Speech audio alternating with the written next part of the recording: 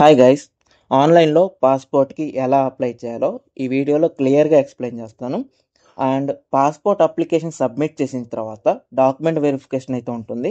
Document వెరిఫికేషన్కి ఏమేమి documents తీసుకొని వెళ్ళాలో కూడా నేను మీకు ఈ వీడియోలో అయితే ఇన్ఫర్మేషన్ అయితే షేర్ చేస్తాను.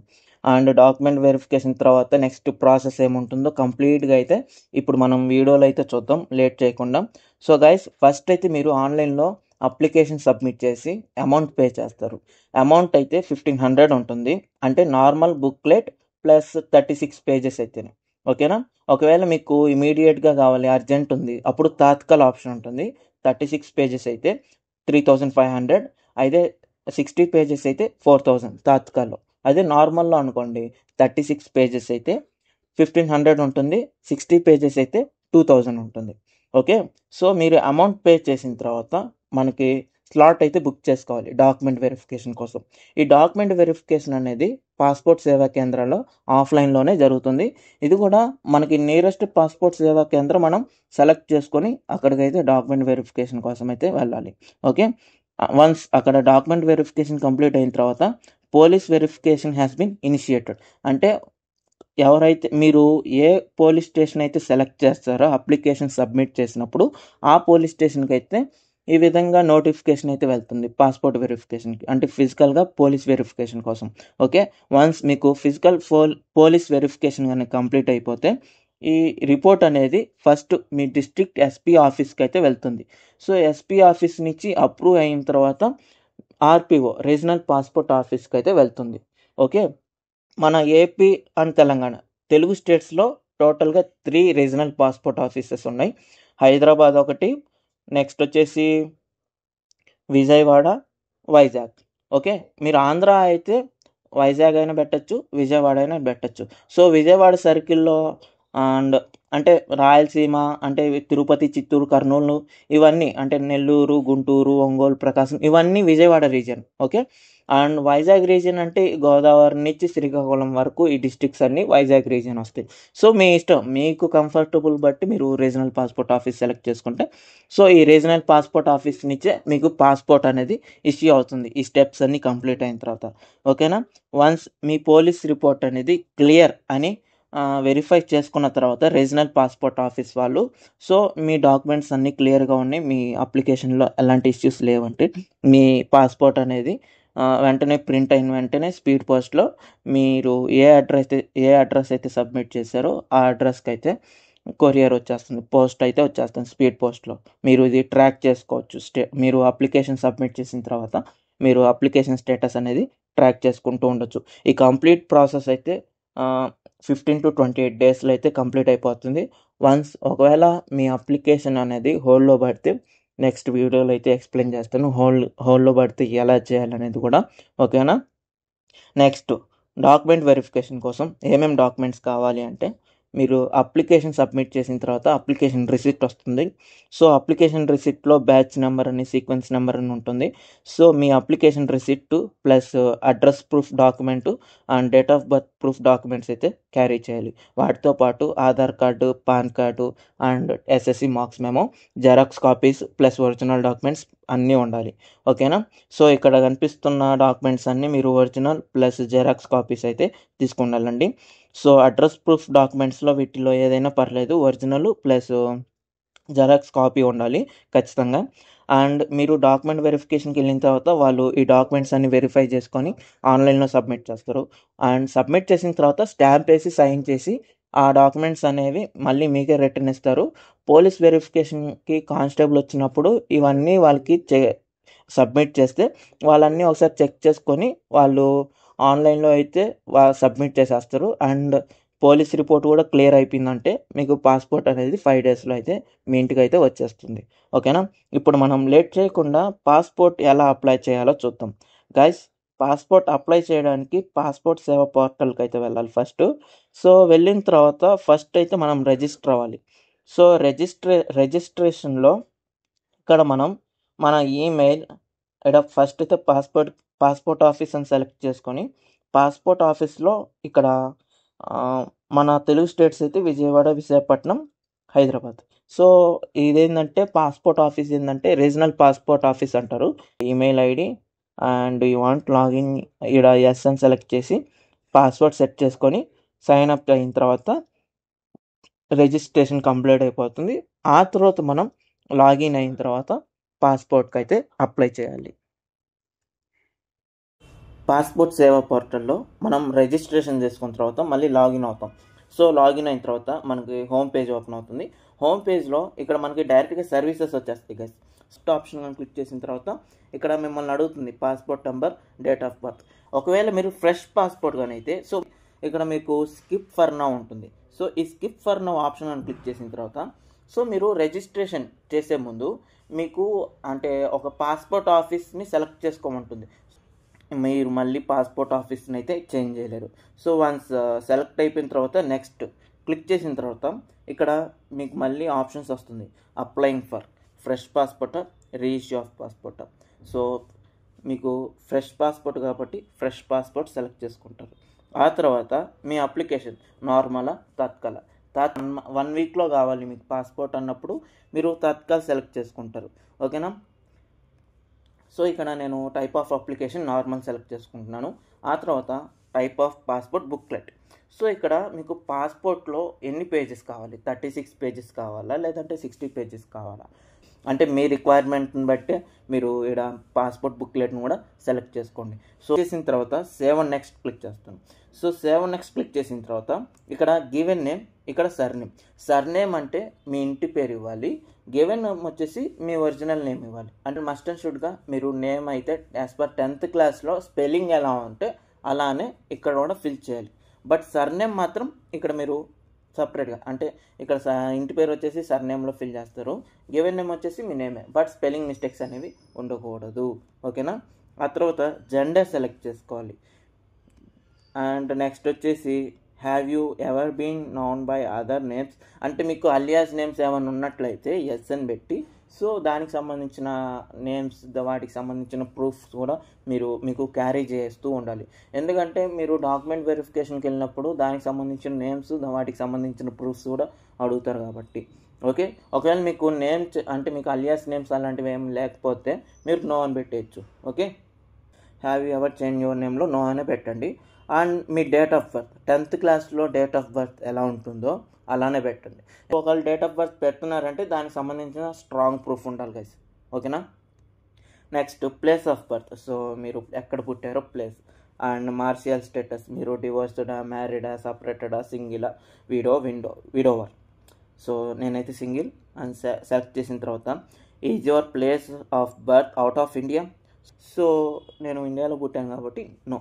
ఆంధ్రప్రదేశ్ సెలెక్ట్ చేసుకున్నాను. ఆ తర్వాత తిరుపతి. సో సెలెక్ట్ చేసిన తర్వాత నెక్స్ట్ వచ్చేసి సిటిజన్షిప్. సో మీకు సిటిజన్షిప్ ఆఫ్ ఇండియా ఎలా వచ్చింది అని అడుగుతున్నారు. So birth and pan card, ఒకవేళ పాన్ కార్డ్ నెంబర్ ఉంటే pan card and voter ID ఉంటే ఓటర్ ఐడి. సో ఈ డీటెయిల్స్ అనేవి మ్యాండేటరీ కాదు, జస్ట్ అలా వదిలేయచ్చు ఎందుకంటే స్టార్ మార్క్ లేదు, మ్యాండేటరీ కాదు గైస్. నెక్స్ట్ వచ్చేసి ఎంప్లాయ్మెంట్ టైప్. సో ఇక్కడ మీరు స్టూడెంట్ అయితే మీరు బీటెక్లో కానీ డిగ్రీలో కానీ అప్లై చేస్తున్నట్లయితే స్టూడెంట్ పెట్టండి. అండ్ ఇంకా మీకు జాబ్ రాలేదు, సో జాబ్ కోసం వెయిట్ చేస్తున్నా సరే మీరు స్టూడెంట్ అని పెట్టండి. ఒకవేళ మీరు అంటే మీకు ఆల్రెడీ ఆఫర్ లెటర్ వచ్చింది, మీకు జాబ్ వచ్చింది, సో జాయినింగ్ కోసం వెయిట్ చేస్తున్నారు, కంపెనీ రిక్వైర్మెంట్స్ ప్రకారం మీకు పాస్పోర్ట్ నీడ్ ఉంటే మీరు ప్రైవేట్ ఆప్షన్ అయితే పెట్టండి. Okay. Is either of your parent in case of minor spouse a government servant. So మీ పేరెంట్ ఎవరైనా గవర్నమెంట్ అంటే ఎవరైతే మైనర్స్ ఉన్నారో లేదంటే వైఫ్స్ ఉంటారో వాళ్ళ హస్బెండ్ కానీ లేదంటే మీ పేరెంట్స్ కానీ గవర్నమెంట్ సర్వెంట్ అయితే ఎస్ అని పెట్టండి, లేదంటే నో అని పెట్టండి. And educational qualification and is applicant eligible for non ECR category, no. And ఇక్కడ వచ్చేసి విజిబుల్ డిస్టింగ్విష్ మార్క్. అండ్ ఇక్కడ ఏంటంటే మన 10th క్లాస్లో మోలాన్ సిక్ అని ఇలా ఉంటాయి కదా, సో మార్క్స్, ఐడెంటిటీ మార్క్స్ ఇక్కడ మీరు ఫిల్ చేయాలి. అండ్ ఇంకోటి వచ్చేసి ఆధార్ నెంబర్ కూడా మీరు ఇక్కడ ఫిల్ చేయాలి గైస్. సో అప్లికేషన్ డీటెయిల్స్ అన్ని ఫిల్ చేసిన తర్వాత గైస్ మనకి ఫ్యామిలీ డీటెయిల్స్ అడుగుతుంది. ఫ్యామిలీ డీటెయిల్స్ అంటే father name, mother name. So అన్నీ ఒకసారి స్పెల్లింగ్స్ అన్ని చెక్ చేసుకొని సేవ్ అండ్ నెక్స్ట్ అని కొడతారు. So save and next click చేసిన తర్వాత ఇక్కడ మీ అడ్రస్ డీటెయిల్స్ అయితే ఫిల్ చేయాలి. So me address is your present address out of India. మన ఇండియాలో ఏ స్టేట్లో ఉన్నా సరే సో మీరు ఇక్కడ నో అనే పెట్టండి. ఎందుకంటే మన అడ్రస్ అనేది ఇండియాలోనే ఉంది కాబట్టి. And house number and village pin code. So once మీరు పిన్ కోడ్ ఎంటర్ చేసిన తర్వాత సో మీ పిన్ కోడ్ ఏ స్టేట్కి అయితే మ్యాచ్ అవుతుందో ఆటోమేటిక్గా ఆ స్టేట్ అయితే చూపిస్తుంది. మీరు ఆ స్టేట్ సెలెక్ట్ చేసుకున్న తర్వాత మీరు ఏ పిన్ కోడ్ అయితే ఎంటర్ చేస్తారో, ఏ ప్లేస్ పిన్ కోడ్ అయితే ఎంటర్ చేస్తారో ఆ ప్లేస్కి సంబంధించిన ప్లేస్ అయితే సెలెక్ట్ అయిపోతుంది.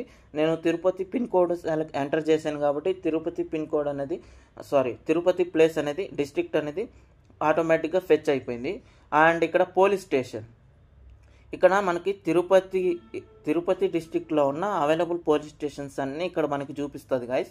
సో మీరు ఏ ఊరు అంటే మీకు నియరెస్ట్ పోలీస్ స్టేషన్ ఏ ఊరిలో ఉందో సెలెక్ట్ చేసుకోండి. సో సెలెక్ట్ చేసుకున్న తర్వాత మీ mobile number and email ID enter చేస్తారు. And is permanent address available. మీకు ఒకవేళ పర్మనెంట్ అడ్రస్ కానీ ఉన్నట్లయితే ఎస్ అని సెలెక్ట్ చేయండి. ఒకవేళ మీకు పర్మనెంట్ అడ్రస్ లేకపోతే నో అని పెట్టండి. ఎందుకంటే చాలామందికి రెంట్ హౌస్ ఉండొచ్చు అండ్ కొంతమంది ట్రాన్స్ఫర్స్ వల్ల వన్ ప్లేస్ నుంచి ఇంకో ప్లేస్కి వెళ్ళడం అలా మైగ్రేట్ అవుతూ ఉంటారు. సో ఇలాంటి వాళ్ళకి ఏంటంటే పర్మనెంట్ అడ్రస్ ఉండదు. సో ఇప్పుడు నో అని పెట్టండి. అండ్ వన్స్ మీరు ఈ అడ్రస్ ఫిల్ చేసిన తర్వాత సో మీరు ఏ అడ్రస్ అయితే ఇప్పుడు ఫిల్ చేశారో దానికి సంబంధించిన డాక్యుమెంట్స్ కూడా ప్రూఫ్ ఆఫ్ డాక్యుమెంట్స్ అనేవి ఉండాలన్నమాట. ఈ అడ్రస్కి సంబంధించిన ప్రూఫ్ అయితే ఉండాలి. సో వన్స్ మీరు అడ్రస్ని ఫిల్ చేసిన తర్వాత అండ్ ఇంకోటి గాయస్, ఒకవేళ ఇక్కడ అడ్రస్ మిస్ మ్యాచ్ అయితే అడ్రస్ ప్రూఫ్ ఆఫ్ డాక్యుమెంట్స్ ఉంటాయి. సో ఈ ప్రూఫ్ అనేవి మిస్ మ్యాచ్ అయితే మాత్రం మీ అప్లికేషన్ అనేది హోల్డ్లో పడుతుంది. సో ఇలాంటి ఇష్యూస్ రాకుండా ఉండాలంటే మీరు కేర్ఫుల్గా ప్రతి ఇన్ఫర్మేషన్ అనేది pin to pin, spelling to spelling ప్రతిదీ కేర్ఫుల్గా అయితే ఫిల్ చేయండి. వన్స్ ఇంకోటి అడ్రస్ ప్రూఫ్లో కూడా మీ నేమ్ ఉండాలి. అప్లికెంట్ నేమ్ అనేది అడ్రస్ ప్రూఫ్లో ఉండాలి. ఇక్కడ ఓకే అని క్లిక్ చేసేయండి. ఎమర్జెన్సీ టైంలో ఎవరిని రీచ్ అవ్వాలి సో వాళ్ళ డీటెయిల్స్ మీరు ఇవ్వచ్చు. అంటే మీ ఫాదర్ డీటెయిల్స్ కావచ్చు, లేదంటే బ్రదర్ డీటెయిల్స్ కావచ్చు, లేదంటే next spouse, sibling, relative, friends. So వీళ్ళ డీటెయిల్స్ ఇవ్వచ్చు. వీళ్ళ డీటెయిల్స్ ఇచ్చిన తర్వాత వాళ్ళ మొబైల్ నెంబర్ ఇస్తే చాలు. ఓకే, ఎమర్జెన్సీ టైంలో కాంటాక్ట్ అవ్వడానికి మాత్రమే. ఓకే, ఈ డీటెయిల్స్ మన పాస్పోర్ట్లో అయితే ప్రింట్ అవ్వవు గైస్. ఓకేనా, ఫిల్ చేసిన తర్వాత సేవ్ నెక్స్ట్. ఇక్కడ వచ్చేసి have you ever hold any identity certificate is normally Tibetan. No, ఇక్కడ నో అని పెట్టండి. డీటెయిల్స్ ఆఫ్ ప్రీవియస్ నో, ఇక్కడ ఏం అవసరం లేదు. Have you ever applied for passport but not issue.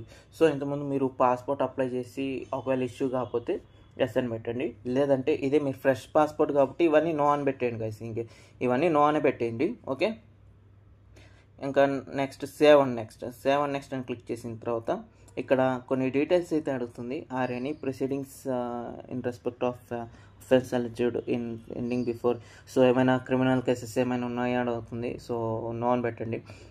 ఏమైనా మీ పైన ఏమైనా పెండింగ్ కేసెస్ ఏమైనా ఉన్నాయని అడుగుతుంది. లేదు, నో అని పెట్టండి. Has a warrant on your arrest.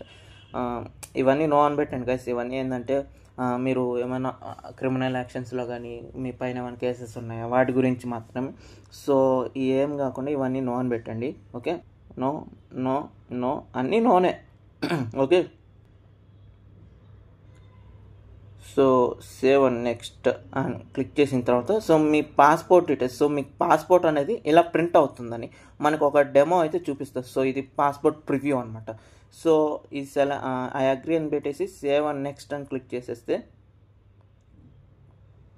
ఇక్కడ ప్రూఫ్ ఆఫ్ బర్త్. సో ఇక్కడ మీ ప్రూఫ్ ఆఫ్ బర్త్, సో అయితే ఇక్కడ మీ డేట్ ఆఫ్ బర్త్కి ప్రూఫ్ అయితే అడుగుతుంది.